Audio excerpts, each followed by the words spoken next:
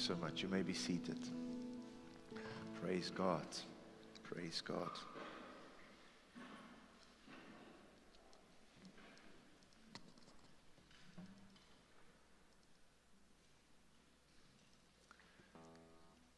We are grateful for people with talent and voice and skill that lead us into worship this morning. And it's always special, and we should acknowledge that, and we should be grateful for that. What a gift to worship God. Amen. And I also want to say thank you for the people who prepared the Holy Communion for us, the Lord's table as we know it. Glenn and Annelies, thank you so much for your part in it. May the Lord use it this morning. Are you ready to sit at the table of the Lord? The people who know a lot about what the Bible teaches, they say that you shouldn't do it too frequently, but you should also not do it only like once in a blue moon, because it should be a meaningful moment. And when we do it, we should be ready for it, we should prepare for it, and we should enjoy communion with the Lord. And if we do it too frequently, it becomes an arbitrary thing. And if we do it not often enough, we might lack because we don't sit at this table. Because the Lord clearly instructed us that as often as we do. And that's sort of the guideline the Bible gives. Are you in agreement with that? So today is again one of those as often as we do this. And approach it with seriousness and with faith in your heart. I believe that the Lord has prepared a special moment of communion with Him for each one of us. I really had something else on my heart, but I was led to teach briefly about the Lamb of God. You will remember that on Thursday morning, we focused on the ascension of Jesus Christ and the fact that he went up to sit, he ascended into heaven to sit at the right hand of the Father. And we also know him. He spoke about it himself. A lot of other scriptures and prophecies have gone out. We even see it in the book of Revelation. I will also share that with you, that there's an eternal Lamb of God. Jesus Christ is also known as the Lamb of God in all eternity. And we will one day meet him also in that capacity. Yes, when he's coming back again at the second coming, it will be a triumphant, glorious moment. But when we all gather together, there will be a big feast, a wedding feast, to be exact, of the bridegroom and his bride, which is the church, the people of God. And he will also be acknowledged in all eternity as the Lamb of God. So, the Lamb of God, Jesus Christ, was given as a sacrifice for our sins and as a reconciliation to our relationship with our Heavenly Father.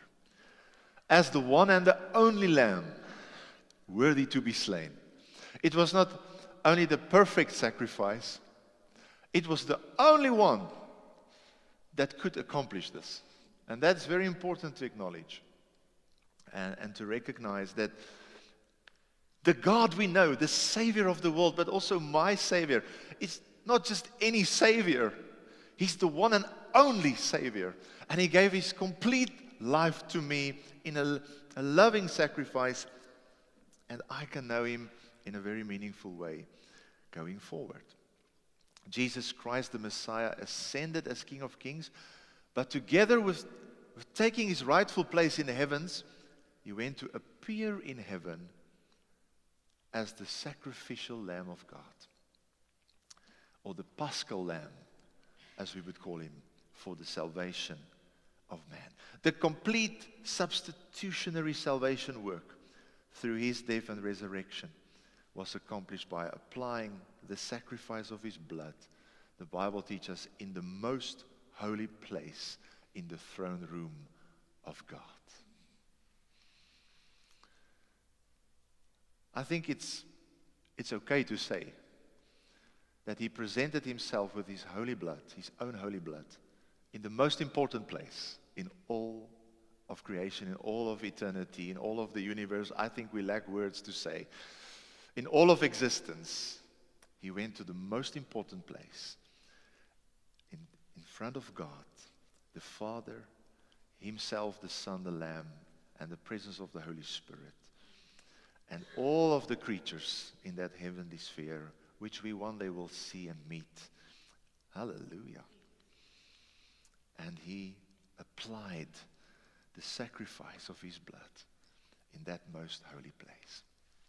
So it's really around this that I believe the Lord wants to share with us and speak to us and encourage us. When we're celebrating the Lord's Supper or the Holy Communion, our focus should not be only this table, should not only be bread or wine. It should not only be each other. It should also not only be yourself. It should first and foremost be recognized by a focus, appreciation, and a great respect for the Lamb of God, the one about which all of this is all about. The Lamb who was slain for you and for me. And because of the Lamb, each one of us got new meaning. The bread has got new meaning. I don't know if it happened to you before, but sometimes when I break a piece of bread, just while eating, I'm not saying I'm having communion, but it reminds me. This action of breaking bread reminds us of a body that was broken for you and for me. It gives new meaning to wine. I think every person who cultivates vineyards and who produces wine through all these wonderful natural processes, I think they should actually be experts on the blood of Jesus, the blood of the Lamb. The wine as a symbol which carries great significance. Why? Because of the Lamb of God. And it's because of the Lamb of God at this table, whether it be 2 or 3 or 4, there's tables across the world right now, that the table is called the Lord's table. So as a key scripture, I would like to use the words of John. And you'll see the book of Revelation was written by John, but it's a different John. This is John's words recorded in John. The Gospel of John is actually John the baptizer, John the Baptist. So where John's words are recorded, and he probably, I think he said it's twice, recorded twice in the Gospels, but I think he probably said it a couple of times while he was ministering, preparing the way for the Messiah in his own unique way, as the Lord called him. And as he was baptizing people, he was sharing about this. Let's read together John chapter 1, verse 29. I just want to read the second part of it.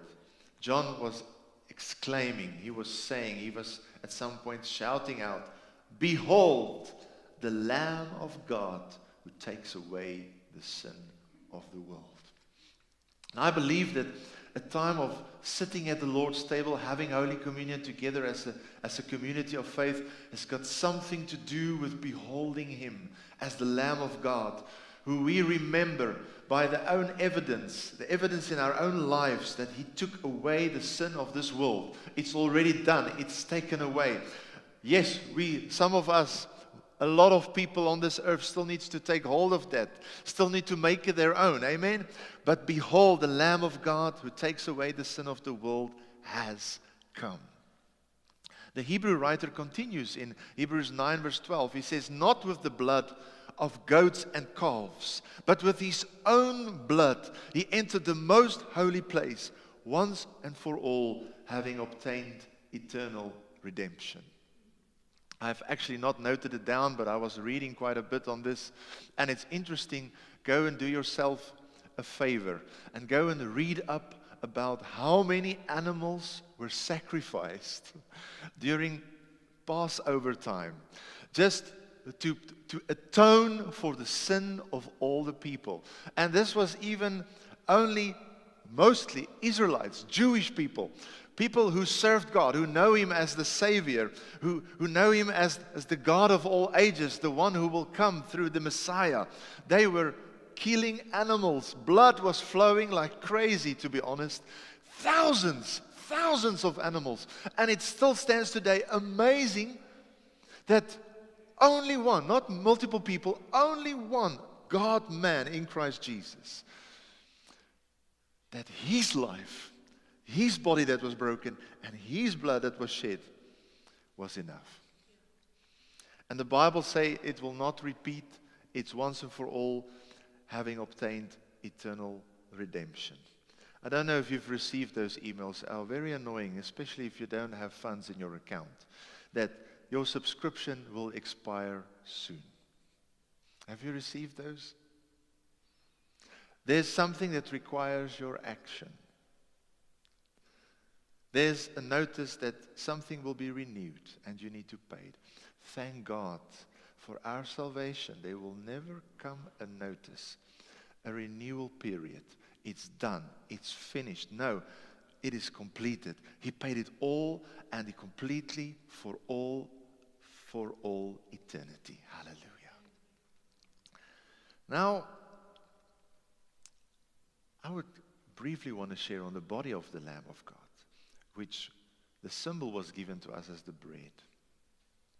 Now, the bread of the first Passover, as we learn about it in Exodus, when God delivered the Israelites from Egypt, was unleavened bread. And we don't always have it, to be really honest and open. We use bread specifically as a symbol, and I'm not sure if this is unleavened bread. I don't think so. But they specifically used in the Passover, or the Pascha, as they called it, they used unleavened bread. And this was very significant because we read about it in Exodus 12. Let me read it to you. Then they shall eat the flesh on that night. That's the flesh of the lamb, roasted in fire. With unleavened bread and with bitter herbs they shall eat it. Now, symbolically, this bread without yeast or leaven represents purity.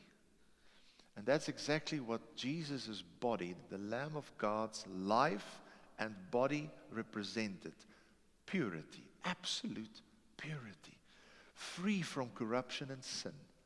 No corruption, no sin, no trespasses. Not guilty at all. Completely pure. It also spoke of readiness, specifically the meal they had before they departed from Egypt.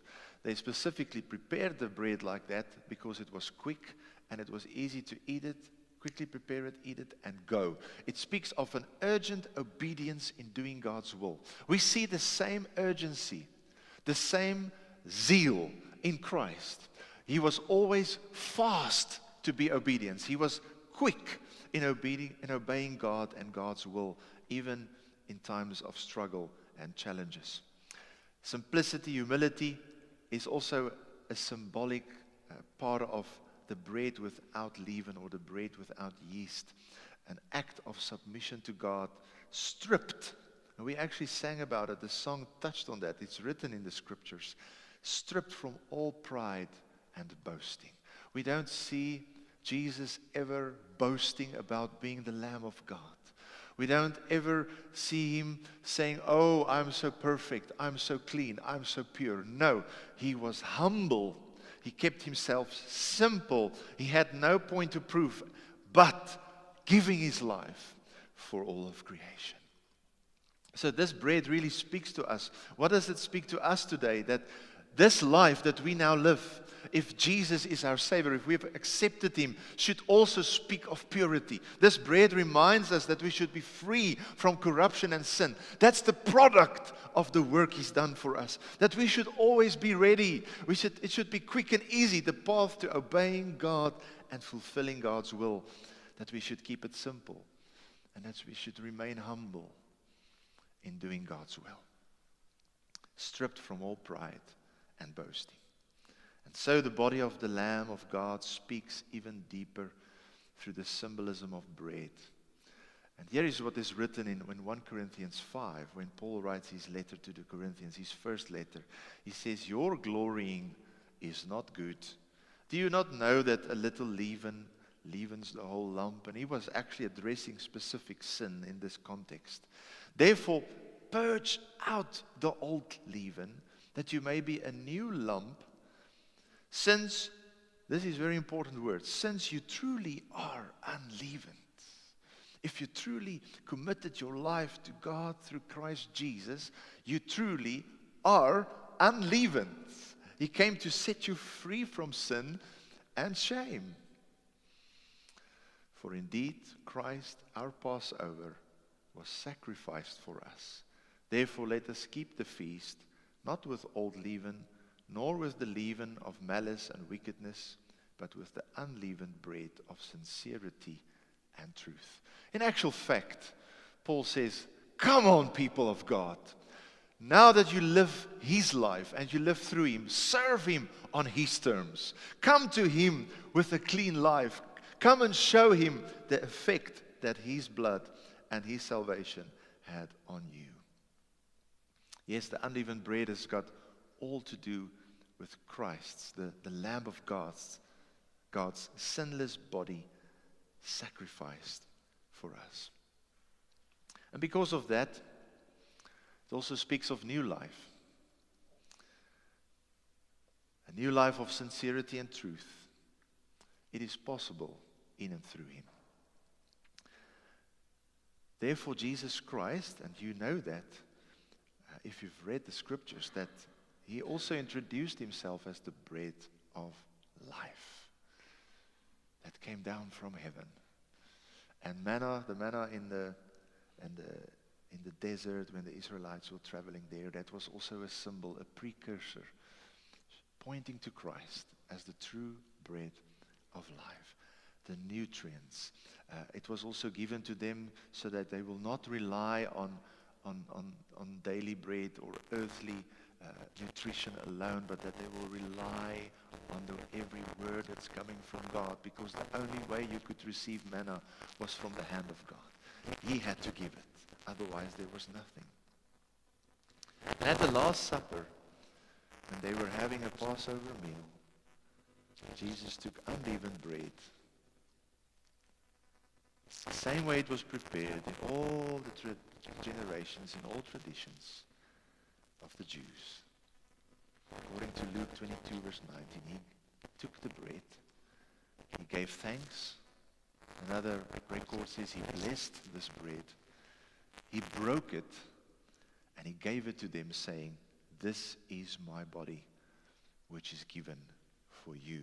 Do this in remembrance of me. The body of the Lamb of God. And we always need to respond by saying, Lord, thank you for your body that was broken for me. Thank you, Lord, that you gave yourself. That you were willing to put yourself there in place of mine as purity, as righteousness, as a willingness to obey God in a place and a time where I couldn't do it. A last thing I want to also touch on is the blood of the Lamb of God, the cup, the wine. There were 4 cups in this meal.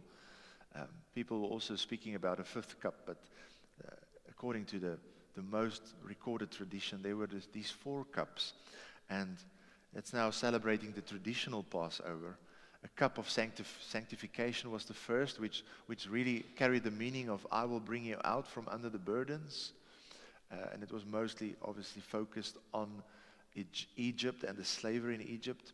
But even today, I believe all 4 of these cups are fulfilled in Christ, in the Lamb of God. But the first cup of sanctification, as it was called, was I will bring you out from under every burden, that you will be free from it. The second cup was a cup of affliction, or a cup of deliverance.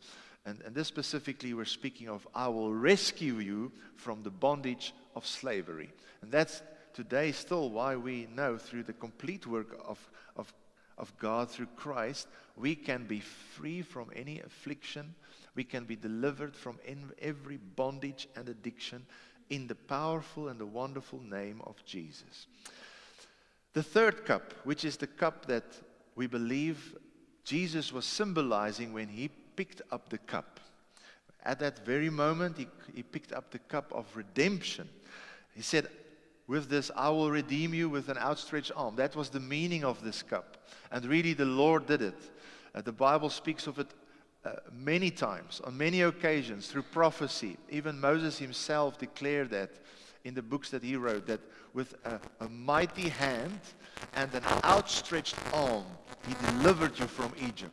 And it's interesting that that was also a symbol of the way God reaches out to us, takes hold of us, and put us out of darkness and put us into a life of light in his life. Hallelujah. So it was this cup that Jesus lifted in particular. The meaning of it was redemption. I will redeem you. I will save you. I will cleanse you. I will let you go through. And the last one was a cup of praise. I will take you as my people. And we know the result of it today is that we can be children of the living God.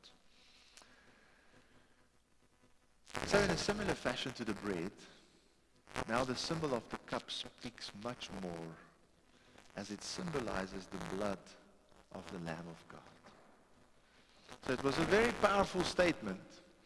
Jesus picked up this cup, and he was also thanking God, and he gave it to them, and he said, drink. This is my blood, the blood of the new covenant. It speaks of deliverance from sin, deliverance from sickness, deliverance from the power of Satan. The cup of redemption that Jesus lifted represented his blood in his sacrificial death. That's what we symbolize when we stretch out our hand this morning. We take a little cup as a symbol of his blood. We declare, we remember, we proclaim his blood in his sacrificial death. The forgiveness of sins. It's not a cheap thing to say, Father, please forgive me. It's a very expensive statement. The effect of that forgiveness that flows from him was really expensive to be paid for with the blood and the body of Jesus Christ. And the new covenant with God through his blood, that's the last thing it represents. And we read about this new covenant as it was prophesied in Jeremiah. I want to share that with you. Behold, the days are coming, says the Lord, when I will make a new covenant with the house of Israel and with the house of Judah, not according to the covenant that I made with their fathers in the day that I took them by the hand to lead them out of the land of Egypt, my covenant which they broke, though I was a husband of them, says the Lord, but this is the covenant that I will make with the house of Israel. After those days, says the Lord, I will put my law in their minds and write it on their hearts, and I will be their God, and they shall be my people. And no more shall every man teach his neighbor and every man his brother, saying, know the Lord, for they all shall know me, from the least of them to the greatest of them, says the Lord, for I will forgive their iniquity, and their sin I will remember no more. Praise God for that.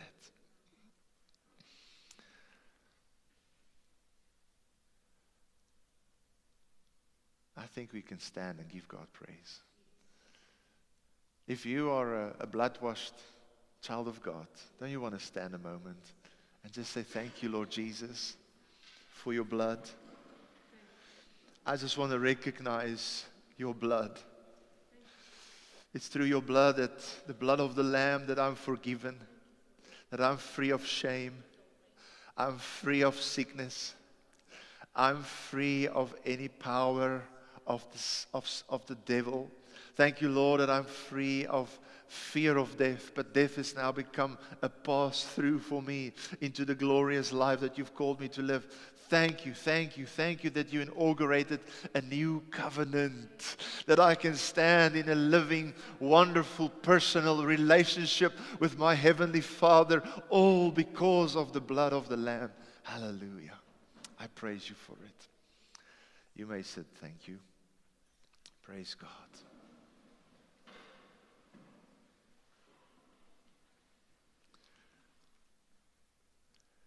Hallelujah.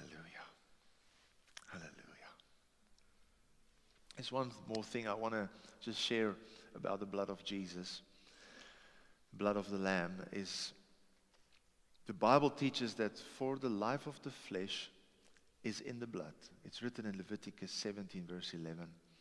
This is a general thing that God instilled in the creation. For the life of the flesh is in the blood. If we draw all the blood from your body right now, you will definitely die. There is no question about it. I don't know if there's anybody disagreeing with me. So when God created man in his own image, I'm not sure if you've heard this before, but bear with me, this will bless you. This will really bless you. When God created man in his own image, he breathed into man's nostrils the breath of life. And that's what the Bible teaches in Genesis. And Adam became a living soul. I always like to use this when I do marriage counseling, specifically for people to be married for the first time. It's so important to know how God created you. Okay, I'm glad you're so excited about it. He breathed into man's nostrils the breath of life, and Adam became a living soul. Okay? Note it. The Hebrew word for life used here is plural, meaning lives. Lives. And this is not without reason, because the life of the flesh is in the blood. And the blood of the person not only refers to the life of the one carrying the blood, but also to those lives of future generations carrying the blood of the Father. That is so important, that when you kill someone, specifically a man, you're killing generations to come. It's not a trivial act. It's really a serious thing. So many future lives are found in the bloodline of just one man. So I hope you understand better with me today that is really special and significant, that we can talk about something like the blood of the Lamb of God. He whose blood originated from his heavenly Father. There was no earthly father where his blood originated. That's why it's so important to believe in the virgin birth of the mother of Jesus.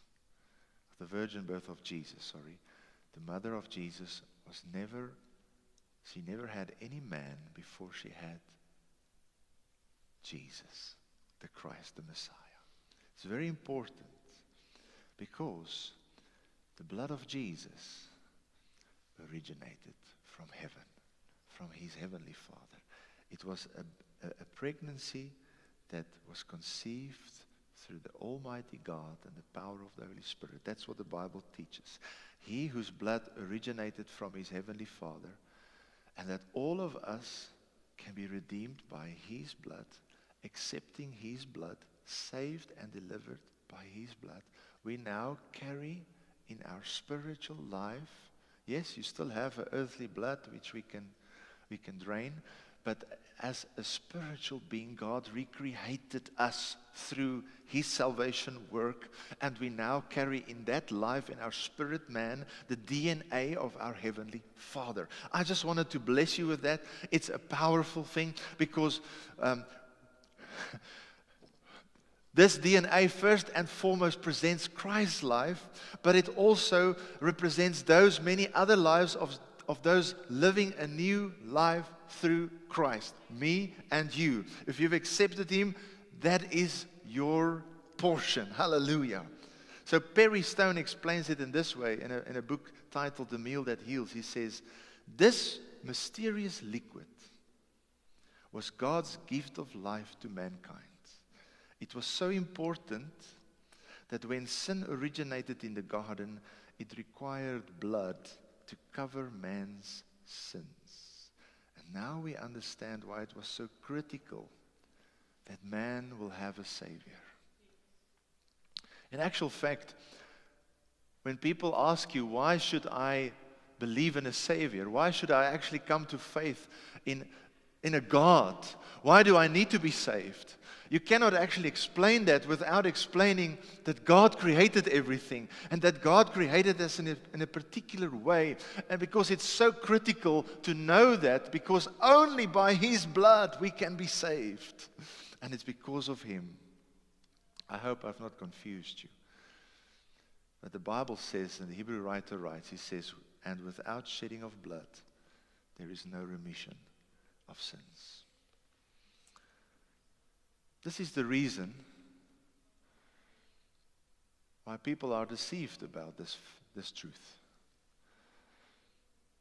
This is the reason why it is a powerful prayer to pray. Lord, please forgive me. Wash me in the blood of the Lamb. Cleanse me from all my sin. Remove trespasses from me as far as the east is from the west. It's a powerful prayer. Because in that moment a miracle happens. I'm reborn into the bloodline of Christ. I'm more than a conqueror. I'm not relying anymore on only my earthly existence. I'm a heavenly citizen. And the life I now live is no longer my own, but the life that I live is in Christ and through faith in Him, as Paul teaches. Oh Lord, that I can be clean and stand pure before you. As a son and a daughter, it remains a life-changing prayer to this day. I want to ask you, I've learned that we shouldn't just assume. Have you prayed this prayer? And if you have, wonderful. If you haven't, even more wonderful, because this miracle is about to happen. The moment you're ready to acknowledge and to pray this. If you haven't done so, please do. I can only plead with you. We are not only celebrating something earthly or temporary. When we celebrate Holy Communion, we are celebrating the salvation work of God, which carries eternal life, eternal value. We are beholding the one and the only true Lamb of God, whom exists forever in all eternity, to be known as the Holy Lamb of God.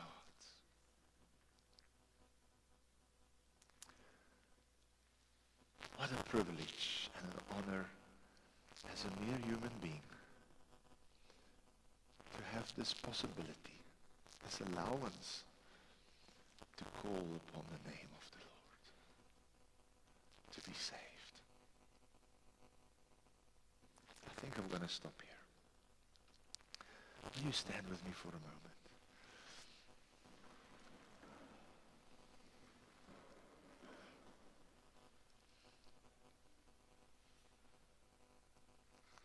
This is really very important. This is what everything is about. And what I still wanted to share was from Revelations, that we find in eternity, in the heavens, the afterlife, which we are all destined to go to. With God, we will really, and even without God, we see that people will have an awareness of the Lamb of God, the one who was slain before the foundation of this world. Hallelujah. Father, thank you for your Son. Thank you for the body of the Lamb of God that was broken.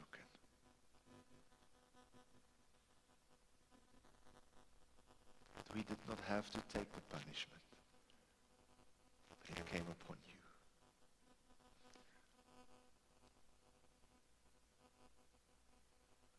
How harsh that must have been.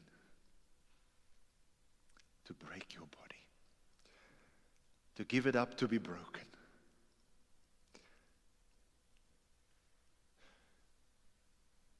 Thank you that we can take and eat, that we can be part of it, that through your broken body we can be healed, we can be pure, we can have life. Thank you for the blood of the Lamb of God. I pray, Lord, that perhaps if there's someone in this room, it's really my heart's prayer, who is just getting a conviction this morning of the Lamb of God, who was given a Savior, not only of the world, but of me, myself, the very person, individual, each and every one of those who respond with this very humble and dependent prayer from one who acknowledges, I need to be saved. My life needs to be paid for. Not needed tomorrow. Thank you that it's already done. And therefore I call upon your name. I acknowledge who I am. That I'm lost without you. Thank you that through you I can be forgiven. And that's why I'm so conscious of my guilt and my shame and my sin. Even can pray, forgive me my sins. Wash me in the precious blood of the Lamb. It's not a trivial affair. It's a powerful substance that God instituted all eternity, through which we will be cleansed. The blood of the Lamb. When it washes over me, Lord, I can expect to be clean, to be free, to be delivered. Hallelujah. Born into a new lifeline, the life of God, our Heavenly Father, through His righteous Son, Jesus, through the miracle worked by the power of the Holy Spirit. Thank you for a new life,